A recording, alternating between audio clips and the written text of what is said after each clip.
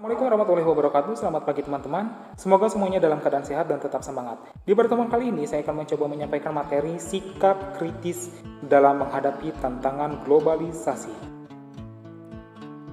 Globalisasi membawa pengaruh dari negara-negara asing yang pada akhirnya mendorong terjadinya berbagai bentuk perubahan sosial pada masyarakat. Entah itu perubahan gaya hidup, perubahan cara pandang dunia, perubahan gaya berpakaian, perubahan kepercayaan, perubahan pola pikir, dan lain sebagainya. Pengaruh tersebut juga terjadi pada kehidupan masyarakat di Indonesia. Kalau kita tidak mau kehilangan jati diri bangsa, maka kita memerlukan strategi dalam menghadapi globalisasi. Lantas, apa saja strategi yang efektif untuk menghadapi dampak dari globalisasi? Satu di antara contoh globalisasi dalam kehidupan sehari-hari yaitu penggunaan teknologi. Perkembangan teknologi informasi dan komunikasi ini tentu bisa kamu rasakan. Misalnya, teknologi smartphone yang kamu gunakan atau sosmed yang kamu mainkan sehari-hari.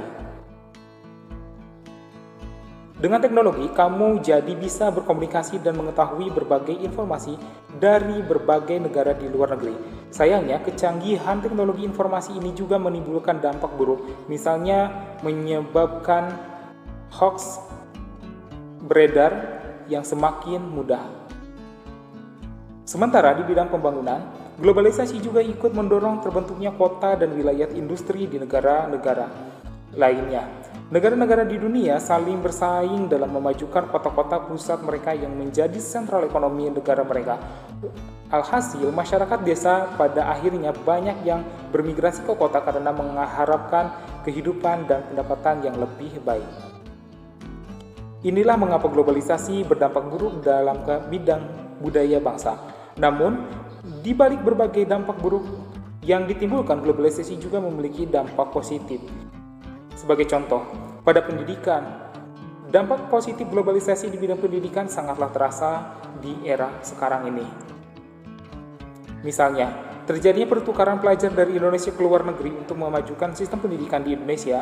Saat ini, banyak pelajar yang mencari beasiswa ke kampus-kampus terbaik di luar negeri, sehingga saat mereka lulus nanti dapat membawa perubahan positif pada negaranya. Kemunculan industri edukasi yang menyediakan aplikasi belajar online juga menjadi contoh dampak positif globalisasi di bidang pendidikan. Dampak globalisasi pada perubahan sosial, dampak positifnya.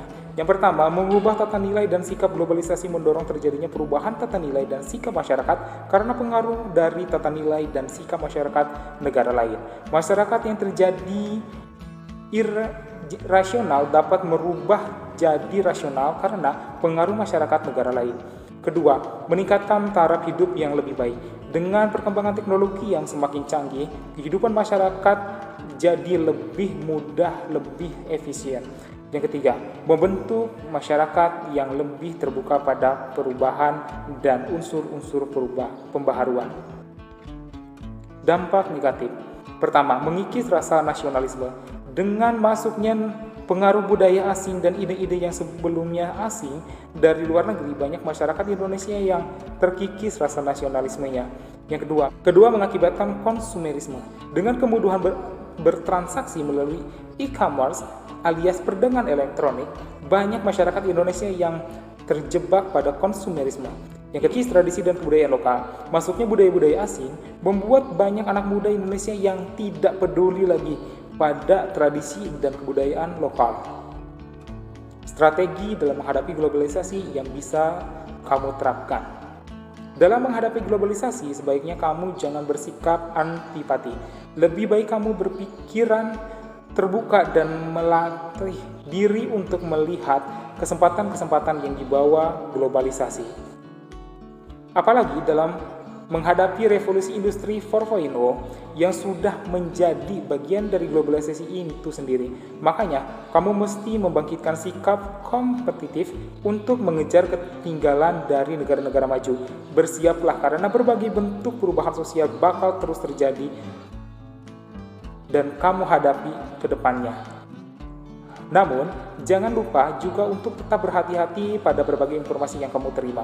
Kenalilah informasi tersebut dan olah kembali sesuai data dan fakta yang bisa kamu dapatkan. Selain itu, kamu juga harus menjaga sikap nasionalisme dan menjaga adat budaya bangsa Indonesia agar kamu enggak kehilangan jati diri sebagai bagian dari generasi penerus bangsa. Terima kasih sudah menyimak materi di pertemuan kali ini. Semoga bisa bermanfaat dan sampai bertemu lagi di pertemuan selanjutnya. Wassalamualaikum warahmatullahi wabarakatuh.